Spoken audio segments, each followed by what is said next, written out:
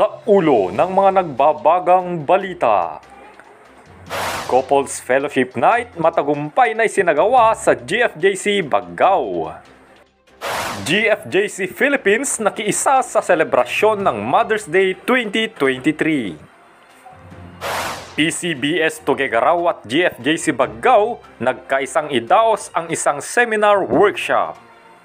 Pagsasagawa ng feeding program ng KBO Tarlac, naging exciting ang ending. Pagpapatayo ng GFJC Church Building sa Birbira, Kamiling, Tarlac, kumusta na nga ba? At ilang aktibidad ng GFJC Mission Team sa Tarlac at Bulacan, ating alamin.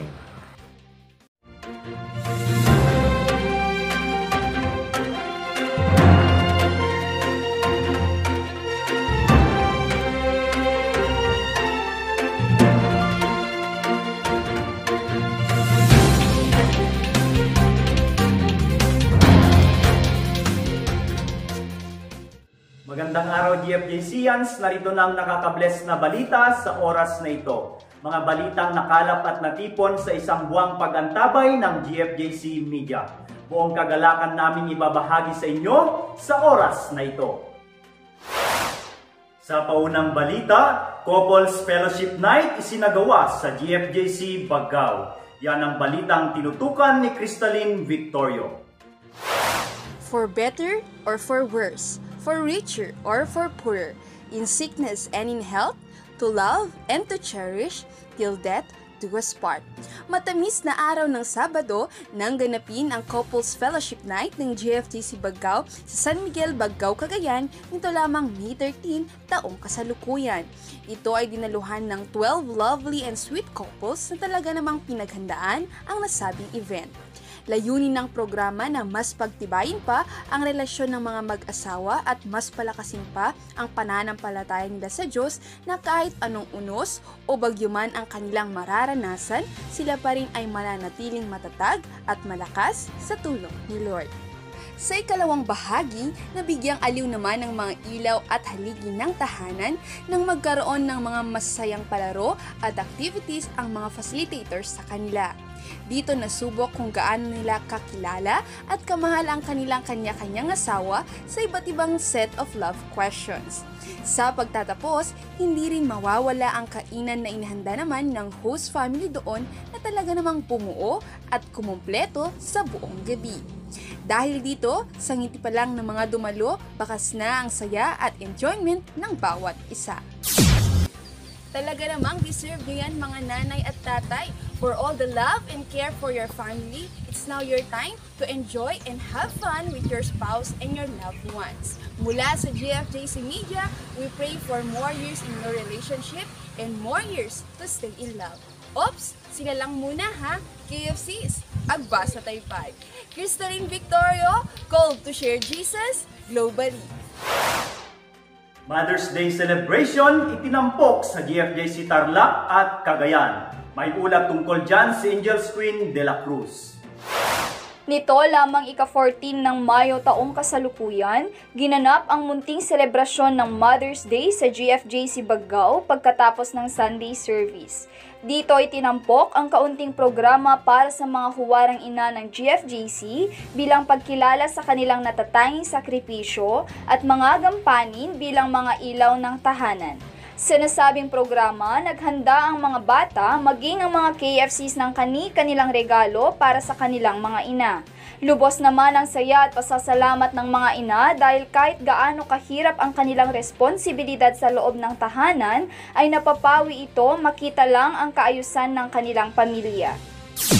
Samantala, nagkaroon din ng Mother's Day celebration sa 4 na congregations ng GFJC Tarlac kung saan sila'y ipinanalangin ng kani-kanilang pastor pagkatapos magbigay ng mensahe at testimonies sa naturang programa.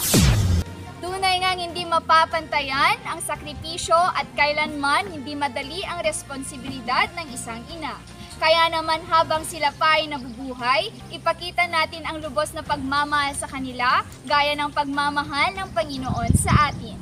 Again, belated Happy Mother's Day po sa lahat ng ating mga nanay, inang, mami, mama, nanang at iba pang katawag Panawagan. Mahal na mahal po namin kayo. Angels Queen de la Cruz, called to share Jesus globally. Samantala, seminar workshop ukol sa paggamit ng King James Version Thompson Chain Reference Bible idinaos sa GFJC Bagao. Kate Ann Ballesteros, ibalita mo! Nagsagawa ng isang seminar workshop ang Philippine Christian Bookstore o PCBS, katuwang ang Global Flock of Jesus Christ sa Bagao, Cagayan, ito lamang nakaraang araw ng Sabado, May 20, 2023. Ang nasabing seminar ay sumentro sa pagbibigay kaalaman kung paano gamitin ang KJV Thompson Chain Reference Bible na buong pusong pinangunahan ni Pastor Ryan Paul Torino. Ang programa na may temang Maximizing the Use of the Thompson Bible ay dinaluhan ng mga pastors mula sa iba't ibang churches kasama ng ilang mga KFC leaders at workers ng GFJC Bagao sa pangunguna ni Pastor Chris Victorio. Isa namang privilege sa lahat ng mga dumalo ang makibahagi sa aktibidad na ito dahil sila'y natuto ng mga pamamaraan ng paggamit ng Thompson Chain Reference Bible kung saan ito ay isa sa pinakamagandang reference para sa mga pastors, teachers, preachers at leaders ng church na nagagamit in a regular basis. Ang Bible na ito ay malaking tulong sa paghahanda ng message series at ginagabayan nito ang mga preachers of God sa paggawa ng outlines na nakabase sa topical, verse by verse at biographical messages. Isa pong struggle po ng pastor yung paggawa po ng mga outline o topic. But praise God kasi ang Thompson is a perfect series po siya para po sa atin. And naniniwala po na malaking tulong to sa lahat po ng mga workers, sa lahat po ng mga pastor. So we pray na lahat po kayo makapag-avail po nito. And the same po, meron pong libreng seminar po para po dito. Salamat PCBS sa bagong kaalaman na inyong binahagi sa lahat ng attendees. Naway patuloy pa kayong gamitin ni Lord upang mapalawak ang ministeryo ng Diyos. Salamat din sa mga sponsors na tumulong financially upang maisakatuparan ang gawain ito. Thank you and God bless to Pastor Dennis Hawkins sa all-out support to GFJC Philippines. Kate Ann Ballesteros, called to share Jesus globally. Sa kabuuan ng ating mga balita sa oras na ito, KBO feeding program sa GFJC Tarlac naging matagumpay. Yan at iba pang updates doon ating alamin sa ulat ni Arnel Vallejo. Sa GFJC Bancay sa Kamiling Tarlac, matagumpay na dinaos ang feeding program para sa lahat ng mga batang natuturuan sa programa ng Kids Department na Kids Bible Outreach o mas kilala sa tawag na KBO program. Ito ay sinagawa nito lamang ika-13 ng Mayo, taong kasalukuyan sa mismong church ng GFJC Bancay.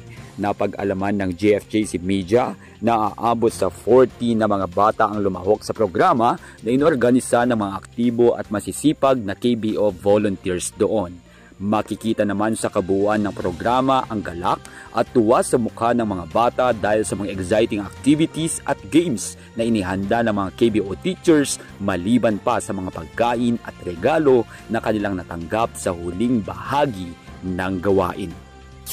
Samantala, sa GFJC Birbira sa Kamiling Tarlac, patuloy naman ang bayanihan ng mga leaders at members doon para sa church building na magiging bahay-sambahan ng mga kapatiran kung saan nakatalaga si Pastor Mauro Yadaw bilang resident pastor. Sa huling impormasyon na nakalap ng GFJC Media, halos patapos na ang pundasyon ng kapilya at patuloy naman na humihingi ng panalangin at pinansyal na tulong ang kongregasyon para sa completion ng church building. Sa GFJC Anoling sa Kamiling Tarlac, nagsagawa ng empowerment session ang senior pastor ng GFJC Philippines na si Pastor Christopher Victorio para sa lahat ng resident pastors ng GFJC Tarlac kasama ang kanilang mga may bahay. Layunin ng gawain na mapalakas, mapatibay at mabigyan ng inspirasyon ang mga pastors doon na siyang patuloy na ginagamit ng Diyos para sa kaniyang kaharian. Matatanda ang lumuwas nitong araw ng Huwebes, Mayo 25, ang ating senior pastor kasama ang mission team upang bisitahin at personal na makumusta ang kalagayan ng mga congregations sa Tarlac at Bulacan. Arnel Vallejo, called to share Jesus globally. Sa ngalan ng buong pwersa ng GFJC Media, sumainyo ang mga nagbabagang balita dito sa GFJC News Alert! Ang mas pinalawak, mas pinalakas, at mas pinagtibay na mga balita. Keep updated GFJCians mula sa GFJC News and Information Center. Ako ang inyong naging tagapaghatid balita, Jeff Tamo, called to share Jesus globally.